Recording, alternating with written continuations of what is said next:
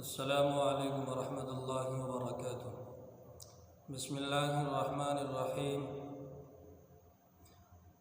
आज के टॉपिक में मैं अज़ान के सिलसिले में बयान करूँगा कि अज़ान कैसे आदमी को देनी चाहिए और अज़ान के लिए आदमी के अंदर क्या क्या शर्तें पाई जानी चाहिए। इसी तरह से अज़ान की आवाज़ के लिए या अज़ान कहने के लिए अज़ान के अंदर जो अदायगी वगैरह होती है, इस एतबार से उसके अंदर क्या क्या क्वालिटी पाई जानी चाहिए, ये सारी चीज़ें मैं आपके सामने रखूँगा। जो फ़ुक़हाए किराम ने अपनी अपनी किताबों के अंदर मुअज़्ज़िनीन के सिलसिले में यानी अज़ान कहने वाले शख्स के सिलसिले में जो शराइत तय किए हैं और उन्होंने तहरीर की है अपनी अपनी किताबों के अंदर, मिन जुमला ख़ुलासा कलाम ये है कि एक मुअज़्ज़िन बनने के लिए उस शख्स के अंदर सारी वो सिफ़ात होनी चाहिए कि जो एक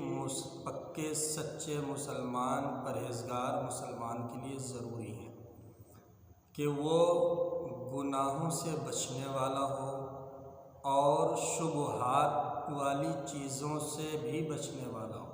शुबह वाले काम को करने से भी बचता हो और शुबहात वाली चीज़ों को इस्तेमाल करने से भी बचता हो।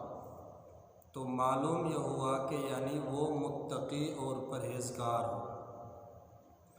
इसके अलावा अगर वो आलिम है, दीनदार है, आलिम होना ये ज़रूरी नहीं है अज़ान कहने के लिए, लेकिन दीनदार होना एक अज़ान देने वाले शख्स के लिए ये ज़रूरी है।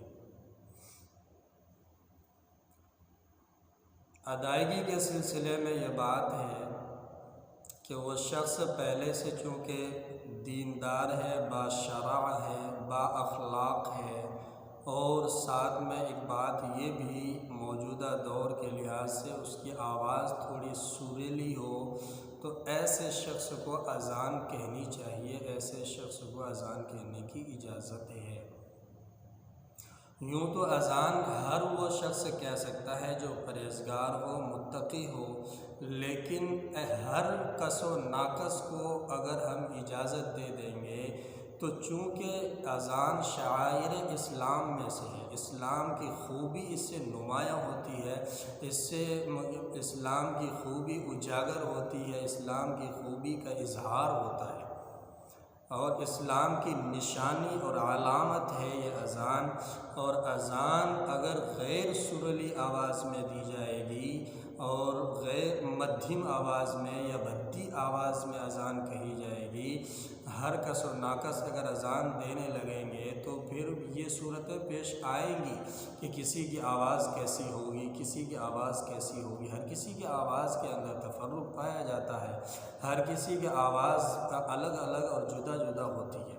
किसी की आवाज़ अच्छी है तो किसी की आवाज़ ख़राब होती है, किसी की आवाज़ सुनने में मिठास महसूस होता है, लेकिन किसी की आवाज़ के अंदर मिठास नहीं होती। तो कुल मिलाकर बात यह है कि आवाज़ थोड़ी सुरीली होगी तो सुनने वालों को मिठास महसूस होगी, सुनने वालों को अच्छा महसूस होगा और सुनने वाले लोग जब अज़ान को सुनेंगे तो ठहर करके सुनेंगे। ऐसी कैफी आवाज़ होनी चाहिए उसकी कम अज़ कम। दूसरी बात यह है कि जो अज़ान कहने वाला है वो अज़ान के कलिमात से अदायगी के एतबार से मुकम्मल तौर पर वाकिफ़ हो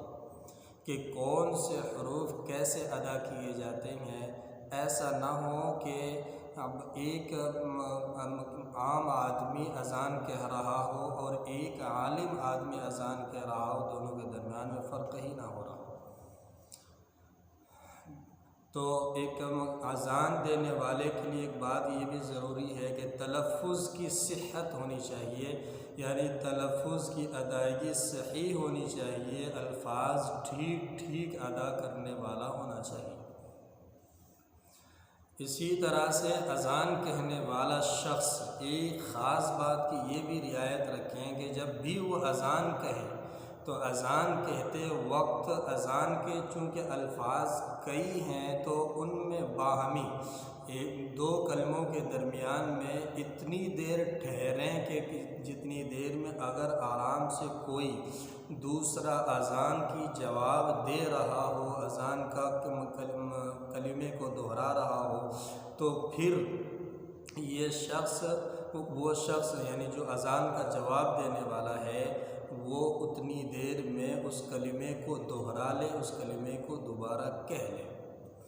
इतनी देर कम से कम जब अज़ान देने वाले को दो कलिमों के दरमियान में वक्फ़ा करना चाहिए, ठहरना चाहिए। इतनी देर में अपनी सांस को बढ़ा भी सकता है, अपनी सांस को जो रोक कर उसने पहला कलिमा कहा है उस कलिमे की वजह से जो सांस उसकी रुकी थी उस सांस को की रुकावट को दूर कर सकता है और सांस की गर्मी को दूर करके नई सांस लेकर नए तौर पर अपने अंदर हवा को भर के फिर दूसरे कलिमे के लिए ताज़ा दम करें।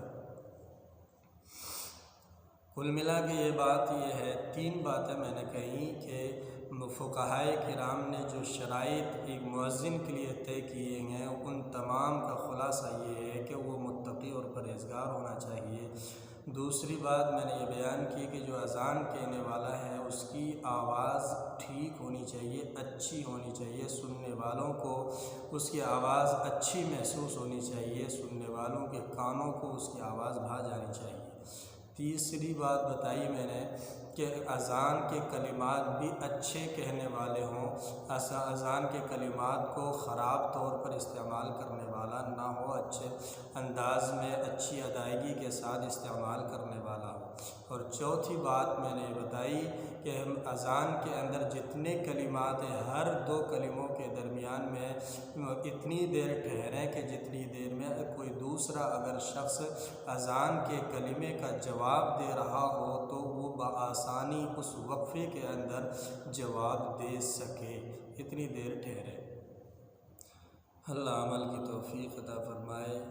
और आखिर के अंदर गुजारिश है कि हमारे इस इल्म दीन चैनल को ज़्यादा से ज़्यादा सब्सक्राइब करें ताकि जब कभी नई वीडियो मैं बनाऊं और नई